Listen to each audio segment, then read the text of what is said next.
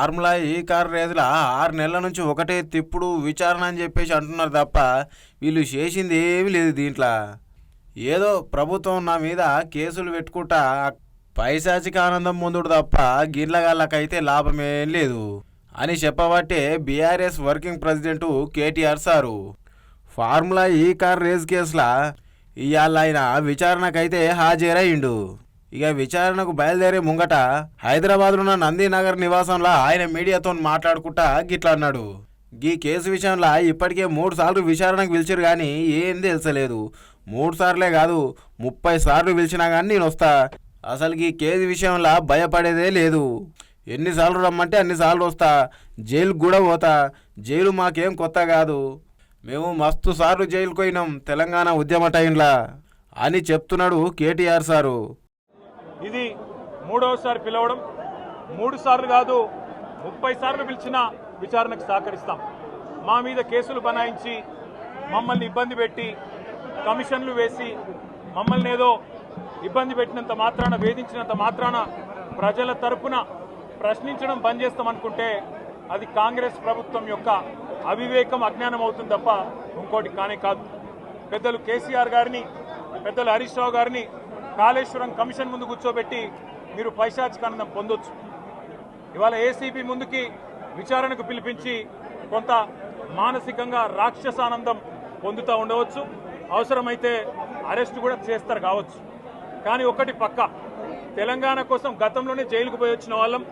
Hyderabad brand ఇమేజ్ను పెంచే ప్రయత్నంలో భాగంగా హైదరాబాద్ బ్రాండ్ని కాపాడే క్రమంలో తీసుకున్న ఒక నిర్ణయం వల్ల మళ్ళీ జైలుకు పోవాల్సి వచ్చినా భయపడేది లేదు. ఒకసారి కాదు 100 సార్లు అయినా జైలుకు పోతాం, కానీ వదిలిపెట్టాం కాంగ్రెస్ ప్రభుత్వాన్ని, కాంగ్రెస్ పార్టీని.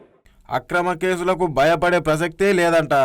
విచారణలు, కమిషన్లు, రాజకీయ వేధింపులతో వెనక్కి తగ్గేదైతే అస్సలు లేదు. మీరిచ్చిన హామీలు ప్రజలకు వేయకుండా ఎగ్గొట్టి దాంట్లో నుంచి డైవర్ట్ చేయనికే నా మీద గిట్లా కేసులు పెట్టి మ్యాటర్ డైవర్ట్ చేస్తున్నానని చెప్పబట్టే. ఎన్ని కుట్రలు చేసినా కానీ మీ కాంగ్రెస్ ప్రజలకు చేసిన అన్యాయాన్ని మాత్రం ఎండగడతనే ఉంటాం. అసలు ఈ కాంగ్రెస్ ప్రభుత్వాన్ని వదలం. గీ సీఎం రేవంత్ రెడ్డికి చెప్పుకోనికే ఏ డైవర్షన్ లేక గిట్లా పాలిటిక్స్ చేస్తున్నాడు. దాంట్లో భాగంగానే గీ కేసులన్నీ పెడుతున్నాడు. రైతు బంధును ఎలక్షన్ బంధుగా మొత్తానికే మార్చేసిండు. 420 గ్యారంటీలు, హామీలపై ప్రశ్నిస్తూనే ఉంటాం మేము ఎప్పటికైనా అని చెప్పబట్టే.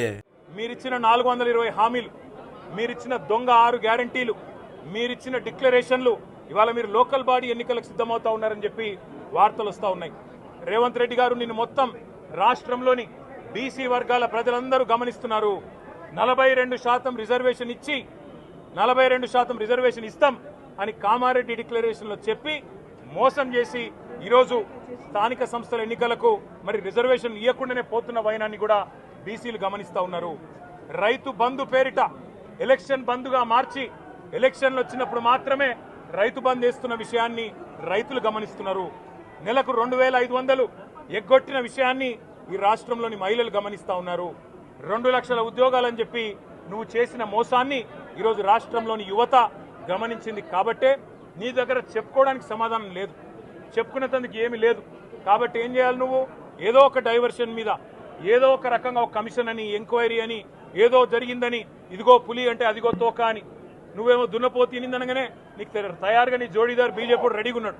నువ్వు దున్నపోతు తినిందనగానే వాడు దుడ్డని కట్టేయని వాడికి వస్తాడు. మీ ఇద్దరి దొంగ భాగోతం, మీ ఇద్దరి దొంగ నాటకాలు తెలంగాణ ప్రజలకు అర్థమైనాయి.